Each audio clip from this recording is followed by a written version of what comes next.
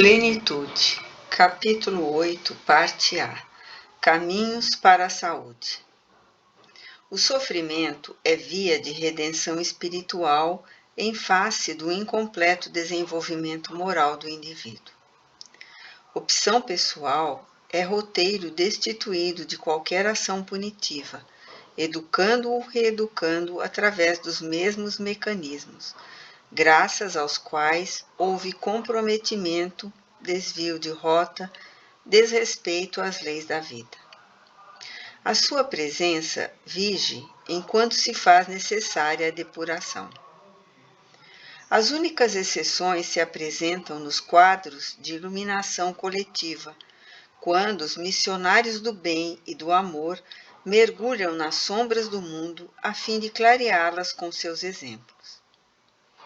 Não mais lhes sendo necessárias as dores físicas e morais, elegem-nas ou aceitam-nas como holocaustos espontâneos, a fim de ensinarem coragem, abnegação e sacrifício aos que estão na retaguarda, comprometidos com a ignorância e a ilusão, a rebeldia e a violência, o egoísmo e a negação do dever, todos eles geradores de sofrimentos, de enfermidades e dores.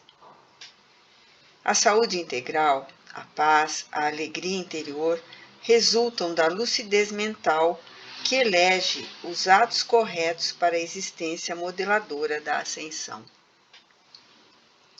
Enquanto não se convençam as criaturas de realizar o equilíbrio, a homeostase ideal entre o psiquismo e o corpo físico debater-se-ão nas malhas de qualquer tipo de sofrimento. Advertência ao desvio da linha de harmonia. Ele se apresenta em forma de energia comprometida, bloqueada ou desequilibrada, facultando a instalação de doenças, de desares, de padecimentos de qualquer natureza. Certamente, as terapias convencionais ajudam na recuperação da saúde, na sua relativa manutenção. Todavia, somente os fatores internos que respondem pelo comportamento emocional e social podem criar as condições permanentes de bem-estar, erradicando as causas penosas, proporcionando outras novas que compensarão aquelas, se não superadas, promovendo o equilíbrio estrutural do ser.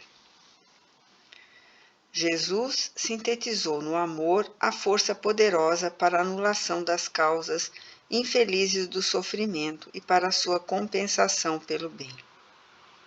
Allan Kardec, através da observância das lições do Evangelho e das diretrizes propostas pelos espíritos superiores, aludindo a Jesus, apresentou a caridade como a via real para a salvação, a aquisição da saúde integral. A caridade, que é o amor na sua expressão mais elevada, para ser real, exige a iluminação de quem a pratica, facultando-lhe, ao mesmo tempo, um constante aprimoramento de propósitos que induzem à abnegação e à vitória sobre as tendências primitivas que permanecem dominadoras. Pelo seu extraordinário conteúdo emocional, a caridade dulcifica aquele que a pratica e abençoa quem a recebe, dignificando-o, promovendo-o e ajudando-o a superar-se. Por isso, verdadeiramente, a sua é uma ação de profundidade, que exige requisitos especiais, adquiridos através do esforço de constante aprimoramento espiritual. Buda, no passado, recomendava uma vida de salvação em 8 passos, que são indispensáveis para a iluminação, pelo amor e a plenitude pela felicidade. A criatura humana sempre crê, até naquilo que nega. O seu ato de negar é uma força de crer que defende com entusiasmo e vigor. A negação, por isso mesmo, é um tipo de afirmação demonstrando a crença natural ou racional em torno de sua convicção. Crer retamente, porém, é direcionar o pensamento de forma positiva, edificante, firmando-o em propósitos saudáveis que favorecem a realização excelente dos postulados nos quais se crê.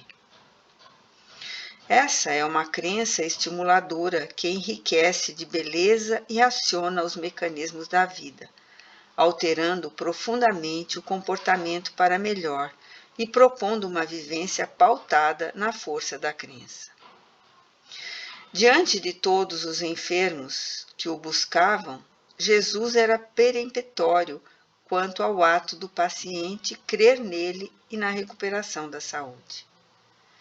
Sua resposta positiva criava a reação orgânica favorável à movimentação da energia bloqueada pelos condicionamentos doentios, pelas sequelas kármicas propiciadoras dos distúrbios degenerativos nas áreas do corpo, da mente ou da emoção. A abertura mental e emocional do enfermo, a certeza de que era possível a recuperação e que Jesus podia consegui-lo, proporcionava-lhe a receptividade necessária ao imediato processo de cura. Assim, a fé tudo pode, pois aciona inexplorados mecanismos íntimos do homem, geradores de forças não utilizadas, modificando por completo a paisagem interna, depois a externa do ser. A fé remove montanhas, acentuou Jesus. Ela é a canalização de todas as possibilidades psíquicas, alterando a ação das forças habituais. Quando se apresenta, estimula a ação e vibra interiormente, gerando energias que vitalizam toda a maquinaria pela qual se movimenta. A crença reta faculta uma visão otimista da vida, que se enriquece de motivações que nada perturba. Sabe esperar e estimula o prosseguimento da empresa, mesmo quando as circunstâncias parecem conspirar contra, ocasionando confusão ao projeto abraçado. Todas as conquistas da humanidade tiveram início no ato de crer corretamente, graças ao qual se movimentam as pessoas, persistindo na execução dos planos mentais transferidos para a realidade objetiva. Nicolau Copérnico, por acreditar retamente no sistema heliocêntrico, sofreu humilhações constantes e lutou contra o sectarismo, a intolerância, o fanatismo e a ignorância, até provar que estava com a razão. Cristóvão Colombo, recordando-se psiquicamente das terras que eram desconhecidas da civilização europeia, apesar de desestimulado e ironizado pelas cortes às quais pediu ajuda e pelos seus contemporâneos, pôde crer retamente, descobriu a América provando que estava certo. Crer retamente conduz ao querer retamente. Uma das razões do sofrimento humano é o querer equivocadamente, conforme a ilusão do prazer imediatista e alucinado, que elege o dispensável em detrimento do essencial, de acordo com o transitório e não com o permanente. E para lográ-lo, age segundo as tendências negativas, comprometendo-se moral e espiritualmente. Esse querer equivocado escraviza o ser às paixões inferiores, cujas algemas o retêm inexoravelmente aos efeitos infelizes da eleição. Para o seu prazer, o indivíduo quer o que não lhe convém, permitindo que o egoísmo se sobreponha aos interesses gerais, prejudicando todos aqueles que possam constituir-lhe impedimento ou provocar-lhe dificuldade. Querer retamente propõe métodos compatíveis com os objetivos da crença anelada. Os meios incorretos não são justificáveis quando usados para fins nobres, porquanto degeneram os ideais que devem permanecer pulcros. Sem o uso dos meios correspondentes, as realizações perdem a qualidade de que se devem revestir. As supostas facilidades muito aneladas pelas criaturas são uma forma de evitar os meios hábeis, complexos, às vezes, que compõem o quadro do querer de maneira elevada. Não que as realizações mais fáceis signifiquem desvio de meta.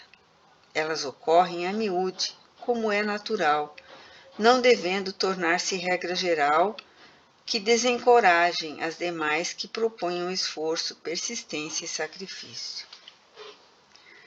Quem elege a montanha não evita a ascensão difícil, porque faz parte da aspiração que se sustenta interiormente. O ato de querer torna menos áspero os desafios e as dificuldades. Querendo retamente difundir a mensagem de Jesus, Paulo aplicou os mais desgastantes esforços, padecendo enfermidades, abandono, apedrejamento e quase morte, afirmando confiante: ai de mim se não pregar o Evangelho, vivendo com sacrifício o ideal que o abrasava. A preservação do querer com retidão rechaça as propostas ignóbeis, mesmo quando se apresentam como fórmulas salvacionistas solucionadoras. O que não tem a chancela da retidão desmerece a qualidade da ação. Jesus sempre quis retamente e sempre assim agiu, tornando a sua mensagem uma luz inapagável a varar os séculos, superando desfigurações, interpolações e adulterações lamentáveis. Quando se crê e se quer crer retamente, fala-se com a mesma qualidade de intenção, e essas palavras, conforme se refere o Evangelho, exteriorizam o de que está cheio o coração. Indispensável, portanto, a vivência íntima das aspirações superiores, a fim de que a música da palavra traduza-as para o exterior retamente. A palavra é valioso instrumento de comunicação que tem entorpecido grandes ideais da humanidade, por não ser fiel aos sentimentos que deveria expressar. Fala-se por falar-se, fala-se para dissimular emoções e ideais, fala-se com objetivos sórdidos e prejudiciais. A palavra, que liberta igualmente, se faz meio de escravidão. Por isso, a arte de falar impõe requisitos que são essenciais para expressar-se retamente. Deve-se pôr na palavra a discrição que sabe como e quando falar, evitando gerar constrangimento e amargura. Não faltam no mundo acusadores e pauradores da inutilidade, das ideias vazias de conteúdo, de ironias e sentidos dúbios. Eles inquietam e anatemizam, infelicitam e desajustam, dominados por idealismos falsos e paixões inferiores. O falar retamente fomenta o progresso desenvolvido às aspirações que se exteriorizam em ideais de liberdade e amor, impulsionando as criaturas para a frente, para o bem.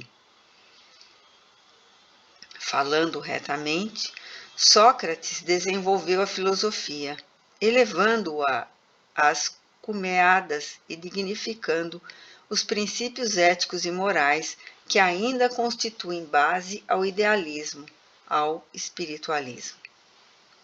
As boas palavras enrijecem o caráter, dulcificam o coração e iluminam a vida. As más entorpecem os sentimentos, deformam a conduta e matam os ideais de enobrecimento. Crer, querer e falar retamente produzem uma vibração de paz que fomenta a saúde, alterando o comportamento emocional que se faz o equilíbrio da energia, modificando o campo no qual se instalam as enfermidades. São, inevitavelmente, caminhos para uma existência saudável. Logo surge o momento da ação, que equivale à diretriz do operar retamente. Os requisitos anteriores alcançam ao seu momento máximo na ação, sem o que deixam de influenciar como necessário o comportamento que retrata a realidade íntima da pessoa. A retidão impõe-se em todos os passos da existência humana. Um coração tranquilo é resultado de uma conduta reta e, por consequência, fator basilar para uma consciência de paz. Interdependem-se, portanto, esses elementos para uma vida feliz, desde que olhar-se para trás sem remorsos, agir-se sem medo em face dos sentimentos enobrecidos, produzem um estado de paz que não perturba, porque enraizada na maneira de operar, conduzindo a caminhada retamente.